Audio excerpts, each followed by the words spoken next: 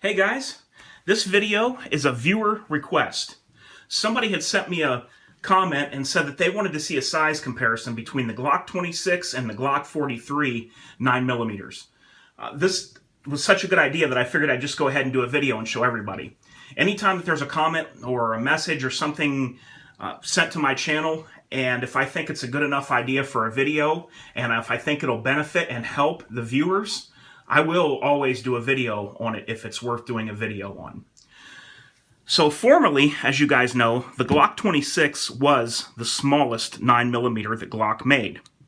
And now, of course, we have the Glock 43, which is even smaller, totally redesigned. You don't have a rail, just like the Glock 26.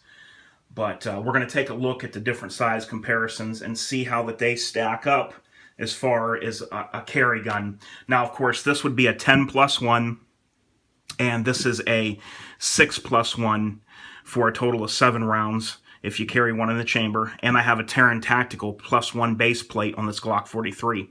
Now, the Terran Tactical doesn't add much length at all, grip-wise, from the original base pad. Just a very minute amount, and it gives you an extra round. So I like this one. They got up to a +3 now that I've seen. I didn't even know about, but they have a +2 and a +3 for this guy. So let's go ahead and take a look at the size comparison between these two. And first of all, let's check out the width of each gun here.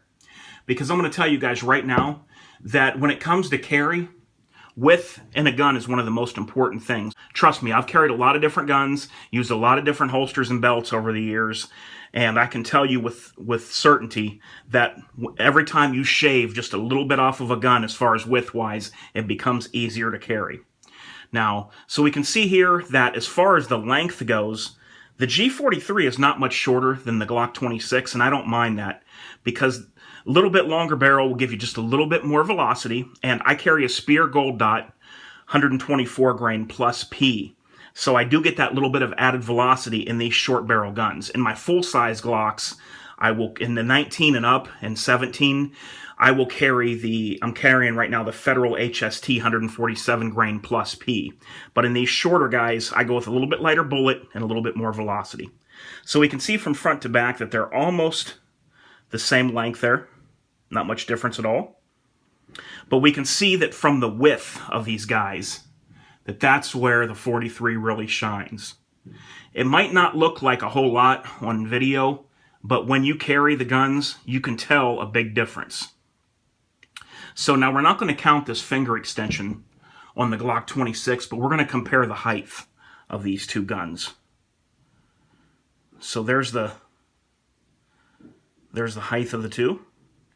And if I take out the magazines so we can see better without being distracted by the longer magazines, we'll see here that the Glock 43 is actually just a little bit longer, grip-wise, than the 26. Let me set them up like this on the table.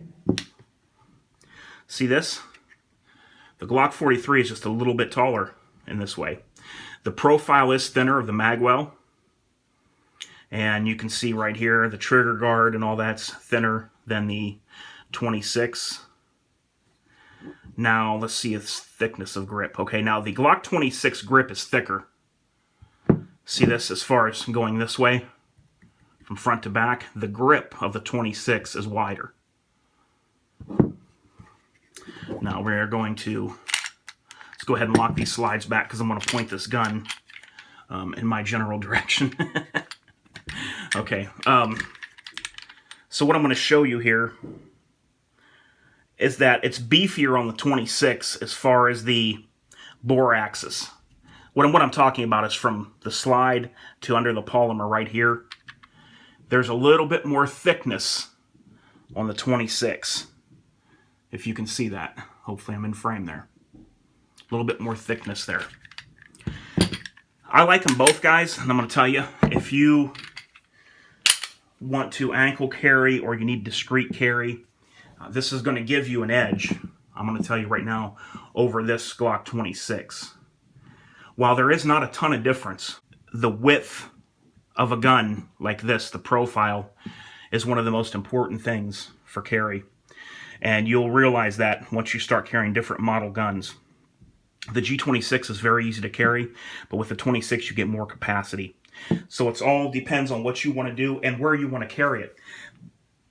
This would be much harder to ankle carry than this, because this would take up less room under the pant leg than this one would. So it depends on how you want to carry, where you want to carry, how discreet you want to be, and what you're looking to accomplish, you know, with that firearm as far as a carry gun. So I love this gun, and most times I shoot this more accurately than the full-size guns, and I don't know why. I attribute that to possibly a really good ghost edge connector I have in there, and the big dot night sights work really well for me, and I really want the big dot night sights for my Glock 26 as well.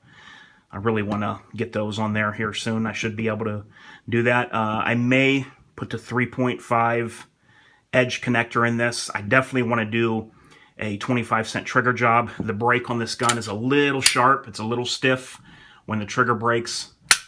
This gun hasn't been fired much, even though it was used when I got it, so it's a little stiff on the wall there. It's a little sharp. So I'm going to get that edge off of there. I'm going to use a Dremel and some polish and very lightly polish the metal parts that touch each other. It's something that happens to your Glocks naturally. If you want a really good shooting Glock and one of the best Glocks that you've ever fired, shoot your gun. Because when you shoot the gun, after so many rounds, it does the same effect that my polishing does to it.